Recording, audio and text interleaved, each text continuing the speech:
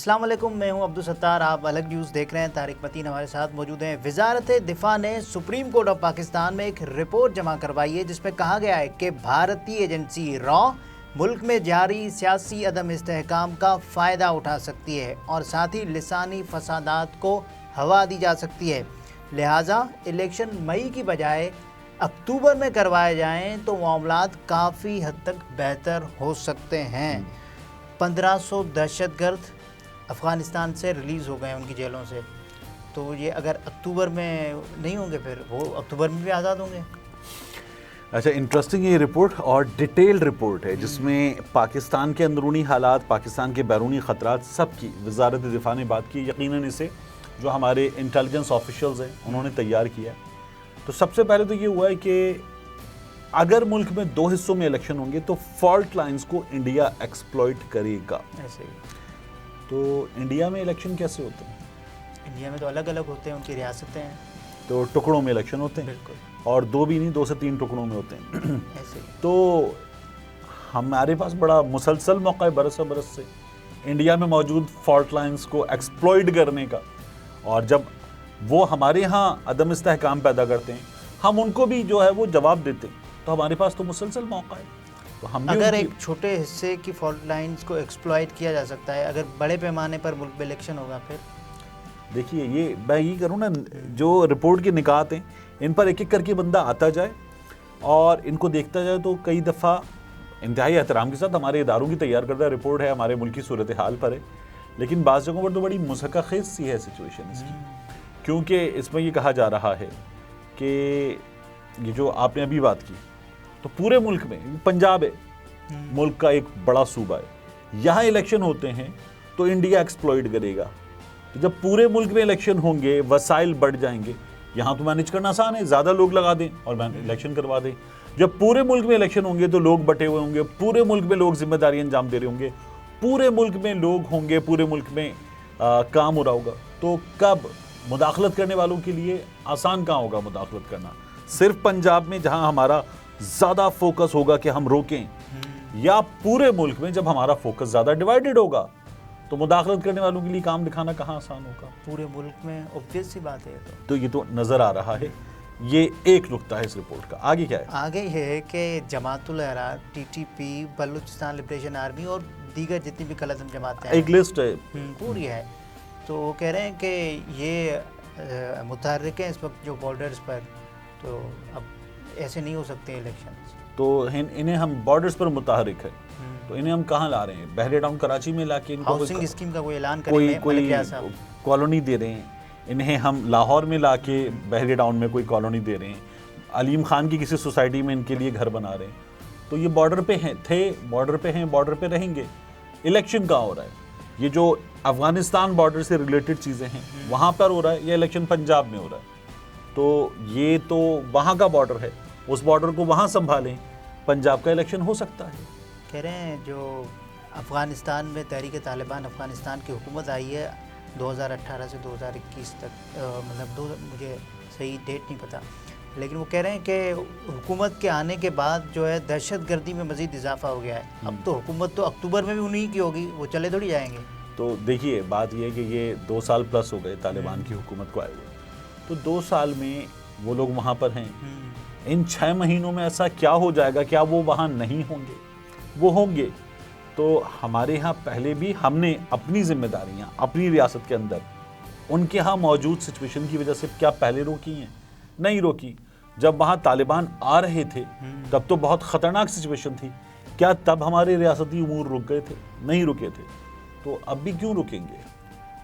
72 cross border incidents हो चुके हैं हुकूमत कह रही है 1 साल के दौरान।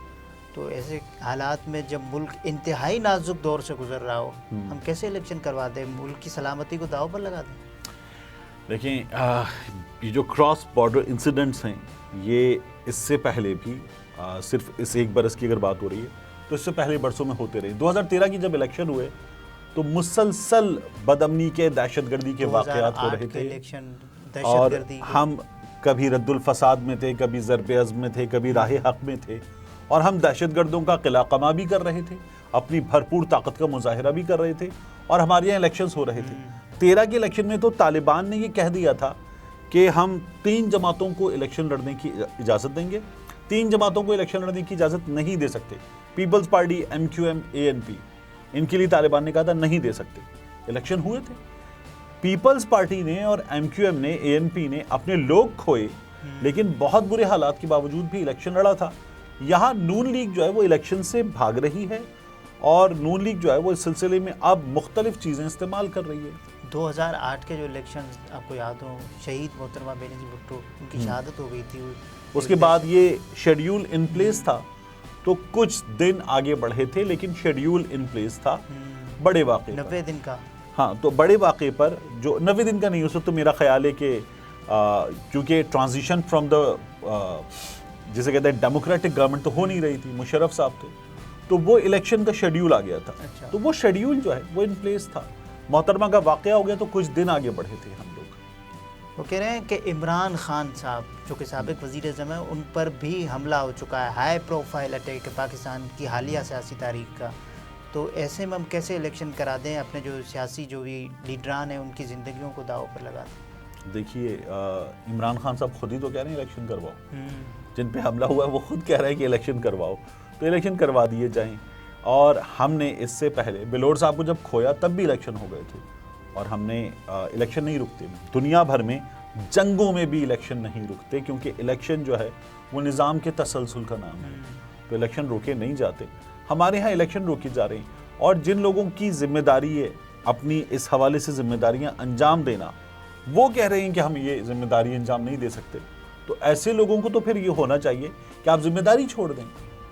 ये कितनी बड़ी नाअहली है कि वजारत दिफा खुद कह रही है कि मतलब हम दिफा नहीं कर सकते।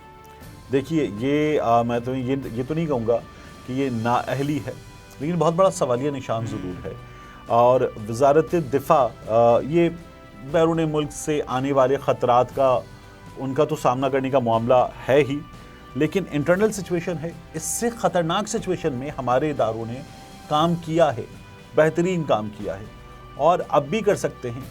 मेरा ये ख्याल है कि जो ख्वाजा आसिफ साहब की हिदायत पे तैयार की गई रिपोर्ट है, ये ख्वाजा आसिफ साहब को उनकी पार्टी के और बड़ों की जानिब से कहा गया है, तो ख्वाजा आसिफ साहब इसको देखें।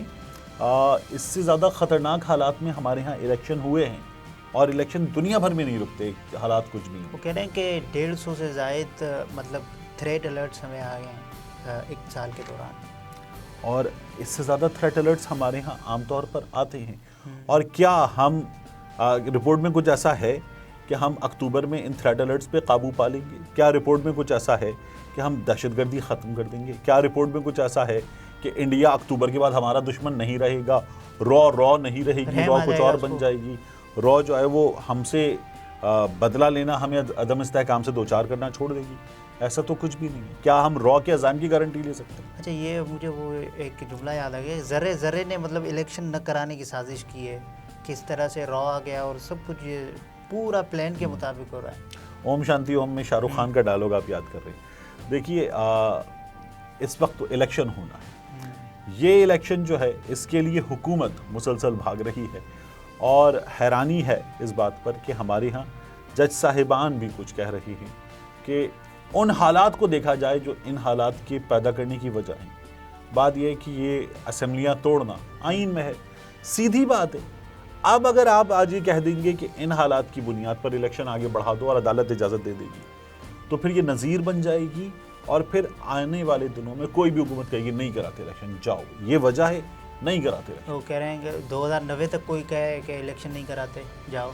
हाँ, तो ये इसी चीज़ को रोकना है ना, क्योंकि हमें सिस्टम को सिस्टम की तरह चलाना है। एक इस रिपोर्ट में एक और बात की गई है कि ईरान होस्ट कर रहा है दहशतगर्दों को बलूचिस्तान में हमले करने के लिए, और इस सूरत हाल में जो हमारी फ़ौज होगी, अस्करी क़यादत होगी, वो तो वहीं मसरूफ़ होगी ऑपरेशन में। देखिए, कुलभूषण यादव जब पकड़ा गया था तो गालिबन 2016 था। हाँ, तो हम मुसलसल दहशतगर्दी का कलाकमा करते रहे हैं, ये काम हम करते रहे हैं, और हमारे दुश्मन क्या हमारे यहाँ हालात व वाक़यात देख कर रुक गए, उन्होंने सब्र कर लिया? ये नहीं हुआ। तो दुश्मन से लड़ाई रियासतें लड़ती हैं, जारी रहती है, अपने काम रियासतें करती हैं। पहले दुनिया कहती थी कि हम एक फेल्ड स्टेट हैं, अब इस वक्त हम दुनिया को बता रहे हैं कि हम एक इलेक्शन भी नहीं करवा सकते, हम एक फेल्ड स्टेट हैं। अब हम खुद बता रहे हैं दुनिया को। और ये कैसा मैसेज है दुनिया के लिए? ये एक ऐसा मैसेज है कि जिसमें हम दुनिया से सरमायाकारी नहीं मंगवा सकते, टूरिस्ट नहीं मंगवा सकते। हम दूसरे मुल्कों के सरबराहान को ये पैगाम दे रहे हैं कि हमारे यहाँ आना तो सोच समझ के आना। हम ये पैगाम उनको खुद दे रहे हैं और ये रियासत पाकिस्तान की तरफ से दिया जा रहा है। ये बड़ा अजीब पैगाम है। हाँ, ये तारिक मतीन थे, गुफ्तगू आपने मुलाहिजा फरमाई। इजाज़त दीजिए, अल्लाह हाफ़िज़।